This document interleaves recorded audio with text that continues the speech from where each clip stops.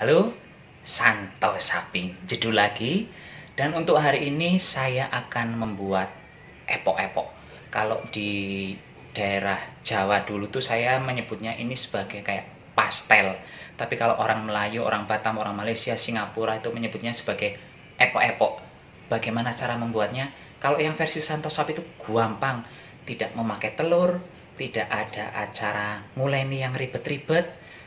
Terus hasilnya juga tidak berminyak. Yang jelas bagi pemula pun ini akan mudah diikuti cara membuat epok-epok versi Santo Sapi. Bagi yang ingin membuat epok-epok gaya-gaya saya silahkan ikuti videonya dari awal hingga akhir. Bantu subscribe bagi yang belum, bantu like, komen, dan share bagi semua bapak ibu yang menonton video ini. OTW, cakcus. Sebagai tahap awal saya akan membuat kulitnya dulu Dan untuk kulit saya akan membaginya menjadi dua bagian. Ini bagian A dan yang di sebelah sini adalah bagian B. Untuk bagian A, saya sudah menyediakan 65 gram tepung terigu pro sedang. Dan ini 55 gram margarin. Di bagian B, saya sudah menyediakan 190 gram tepung terigu pro sedang juga. Ada garam, nanti saya memerlukan sedikit saja garam, setengah sendok teh. Berikutnya, setengah sendok makan gula pasir. Minyak goreng saya membutuhkan 20 ml saja, nggak banyak-banyak. Sekitar 3 sendok makanan ini ya. Dan air es nanti saya membutuhkan 75 ml, tapi itu masih kira-kira. Jadi nanti dituangkannya sedikit-sedikit, kalau sudah kalis adonannya nggak perlu ditambah lagi air es. Dah, ini saja bahan yang saya perlukan. Sekarang kita langsung uprek-uprek. Langkah pertama, saya akan mencampurkan tepung terigu dengan margarinnya langsung ya. Seperti biasa, saya selalu menggunakan sumpit.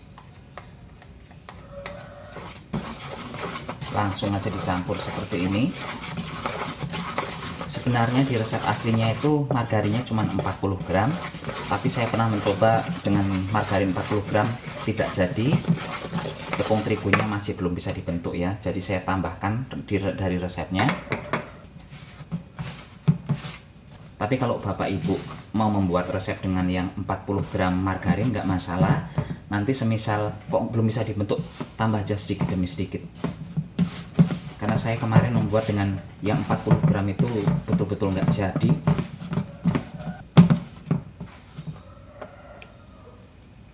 Ini udah tercampur rata antara margarin dengan terigunya. Ini sudah bisa dibentuk. Nggak lama kok, ini cuman hitungan menit aja, nggak sampai 3-4 menit.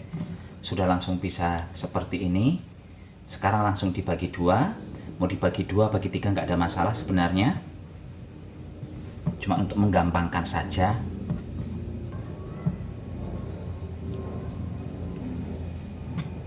Udah. Sekarang ini kita sisihkan dulu. Dan sekarang menggunakan baskom yang sama, saya akan memasukkan bahan-bahan yang kedua. Ini terigunya saya masukkan. Gula pasir yang setengah sendok makan tadi saya masukkan juga. Minyak goreng masukkan.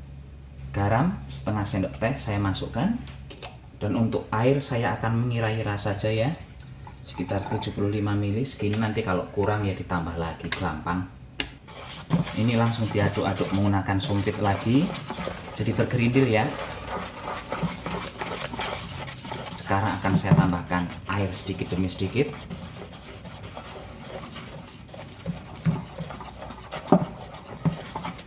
Saya tambah lagi airnya. Sepertinya ini nanti masih kurang sedikit lagi airnya ya. Kalau kurang tambah aja nggak masalah, tapi sedikit demi sedikit, jangan langsung banyak. Langsung saja saya tambahkan di sini.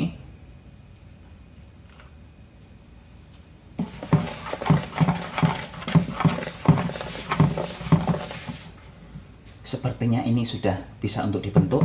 Sekarang saya akan menggunakan tangan.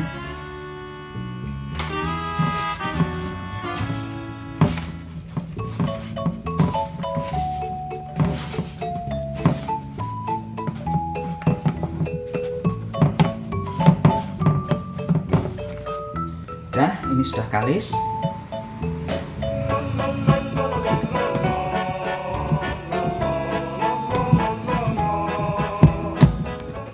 Sekarang ini akan saya bagi dua juga ya. Karena yang di awal tadi kan dibagi dua, jadi ini juga akan saya bagi dua.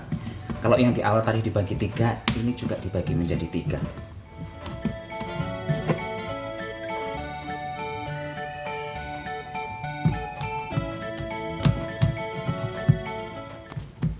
Ini ilmu kira-kira, saya nggak memakai timbangan, harus sama persis.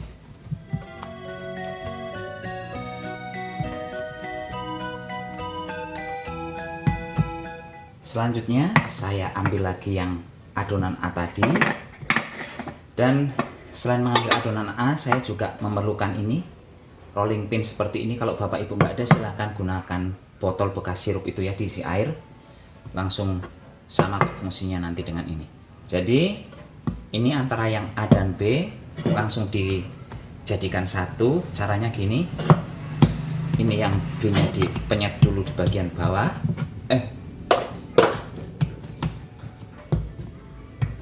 ya, yang B nya dulu dipenyet di bagian bawah, kemudian yang A ditaruh di atasnya, dipenyet juga.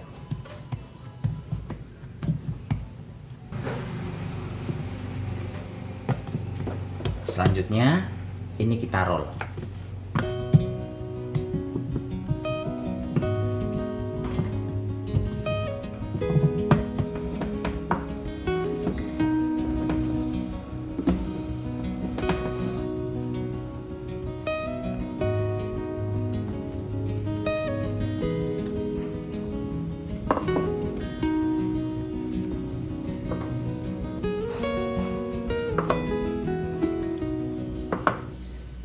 Ini setelah kalis akan saya gulung.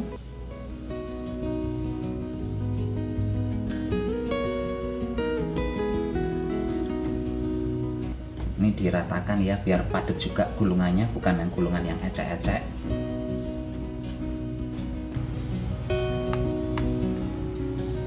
Setelah rata begini gulungannya, ini akan saya potong sekitar 1 sentian ya jaraknya ya.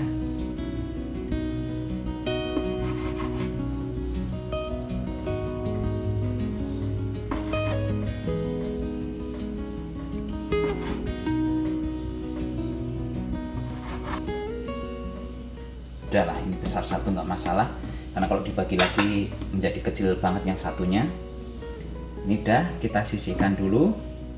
Untuk bahan isiannya saya menggunakan bahan yang sederhana saja. Di sini ada bawang bombay 1 biji, kentang 2 biji, kemudian bawang putih ada 4 siung, ada cabai, ada garam nanti saya butuh sedikit, merica, ini penyedap. Kemudian telur rebus saya masih ada banyak, kalau kurang nanti ini. Dan yang terakhir saya akan menggunakan ayam. Ini kebetulan ayamnya tuh saya kehabisan ayam segar, jadi saya menggunakan ayam yang sebenarnya menjadi lauk saya hari ini. Mohon maaf kalau ada yang protes ya. Ini saja bahan yang saya perlukan untuk membuat isiannya. Sekarang langsung kita eles-eles. Ini diiris seperti biasa aja lah ya, bawang bombaynya nggak ada yang istimewa.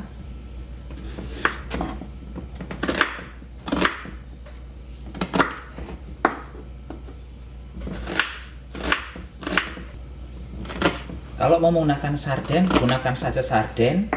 Tadi di awal video itu saya kepikiran untuk menggunakan sarden, tapi kalau menggunakan sarden, kayaknya sardennya akan kelebihan banyak, sementara saya tidak terlalu nyaman dengan aroma sarden ya. Jadi ya udah gini aja, apa yang bisa saya manfaatkan.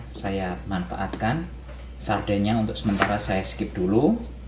Tapi kalau bapak ibu mau menggunakan sarden, monggo silahkan.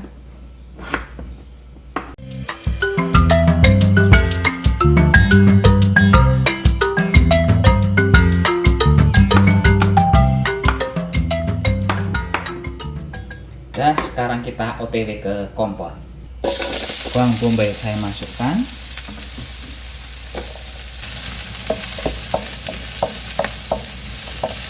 Berikutnya bawang putihnya juga saya masukkan. Cabai merah saya masukkan.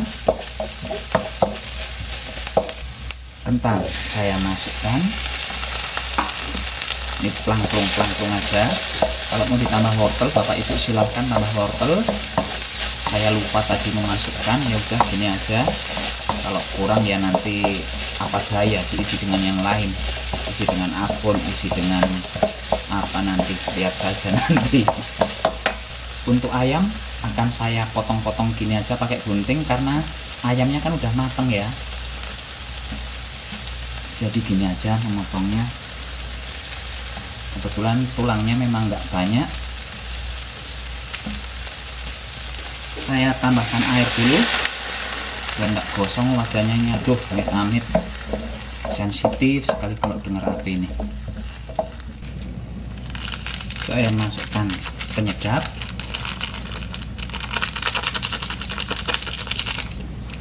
Saya tambahkan sedikit merica, sedikit aja. Dan karena warnanya agak pucat kayak gitu ya, saya tambahkan saus tomat ini. Di awal tadi saya tidak menyebutkan, tapi kalau Bapak Ibu ada saus tomat, ada saus cabai, masukkan saja, nggak ada masalah. Isiannya mau diganti yang lain juga nggak masalah, sama aja. Kalau untuk telurnya tidak akan saya masak lagi, itu telurnya kan tadi sudah direbus, jadi nanti akan saya potong-potong saja, langsung dimasukkan sebagai isian. Udah, ini kita tutup, kita tunggu hingga kentangnya matang dan airnya menyusut. Dan ini airnya sudah menyusut banyak. Kita cek dulu kentangnya udah empuk belum. Ini rasanya sudah mantap, bisa dimatikan. Sekarang kita menunggu dingin ini. Dan sekarang kita mulai akan membentuk serta mengisi. Ini gampang saja. Ini versi saya loh ya. Kalau mungkin ada yang membuat kok versinya kayak gitu sih beda dengan yang ini. Ya ini versi saya.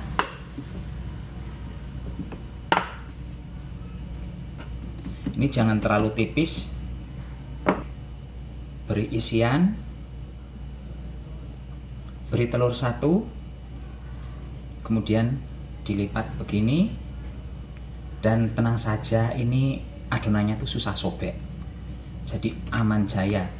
Mungkin kalau yang cuman dibikin dari tepung terigu terus dicampur telur, campur air, itu pas akan dilipat akan mudah sobek. Tapi yang versi Santo Sapi ini itu aman jaya. Tenang saja, dan ini dipadatkan ya, bagian tepinya jangan sampai bolong. Ini pencet-pencet gini aja, nggak ada masalah. Nanti akan lengket di papanya, enggak. Punyanya Santo Sapi itu nggak akan lengket. Tenang aja, walaupun nanti sudah dipenyet-penyet begini, pas diangkat dia akan bagus-bagus saja. Tuh, begitu ya. Ini bagi orang mungkin terlalu lebar. Kalau terlalu lebar ini bisa dipotong. Tapi kalau punya saya memang sengaja saya lebarkan. Dan selanjutnya ini langsung dilipat begini.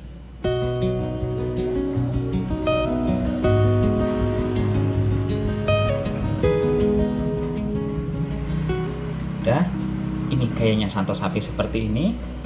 Kita ulang lagi ya.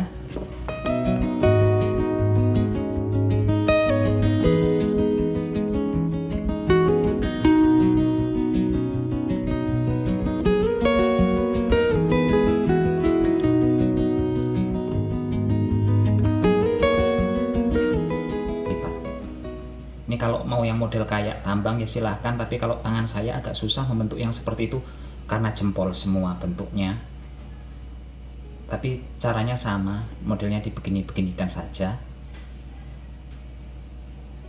Udah, jadi lagi, gampang kan? Ini digoreng dalam minyak yang panas tapi dengan api yang kecil ya. Sengaja saya menggunakan tempat yang kecil karena menggoreng apa namanya ini epok-epok ini perlu minyak yang banyak. Jadi saya menggunakan alat rebus minyak.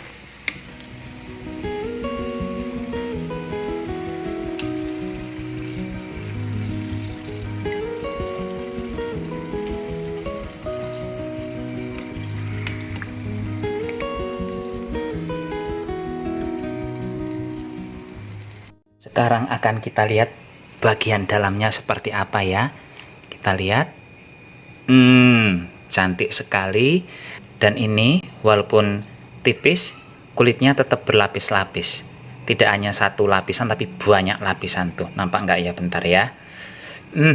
Tuh. Kalau di nampak kok itu ya. itu berlapis-lapis, ini tidak hanya satu lapisan tapi banyak lapisan.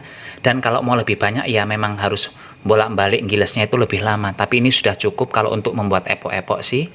Udah cantik tuh. Lapisannya udah sangat oke, udah banyak. Sekarang diicipi nggih rasanya seperti apa? Saatnya ngicipi itu.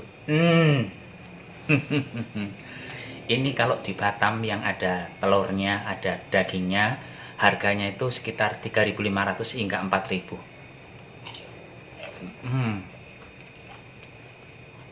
Enak. Walaupun tadi bumbunya minimalis nih, bumbu isiannya cuman apa tadi, garam dan temen-temennya aja, nggak sampai yang heboh-heboh bumbunya. Ternyata enak banget. Pas, asinnya pas, rasa manisnya, kulitnya pas, perfecto. Dan lihat, tangan saya tidak berminyak. Oke, tuh nggak berminyak. Namanya ada minyaknya wajar, namanya gorengan, tapi tidak sampai yang heboh-heboh minyaknya kayak gitu. Masih sangat oke. Jadi Bapak Ibu, bagi yang ingin, saya makan lagi ya, bagi yang ingin mencoba epok-epok versi Santo Sapi, silahkan dicoba nggih. Gampang kok resepnya ini, nggak ribet-ribet. Ini tuh aromanya tidak ada bau amisnya sama sekali nggih. Aman.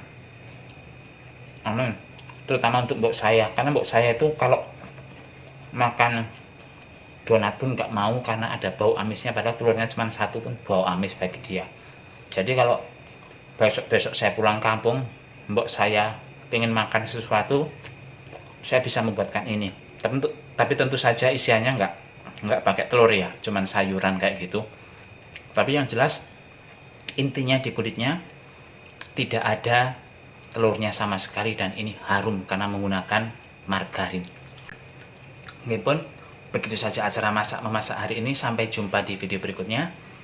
Tetap jaga kesehatan, gunakan masker kalau keluar rumah. Ini pun, bye bye.